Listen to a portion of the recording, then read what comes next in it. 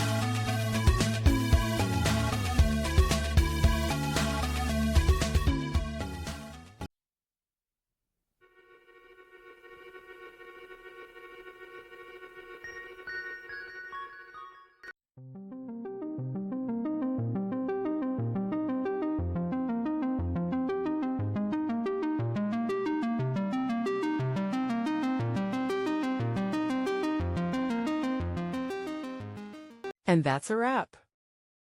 I hope you found the answer you were looking for. If you did, take a second to hit that subscribe button. It really helps out. And let me know in the comments which solution worked best for you.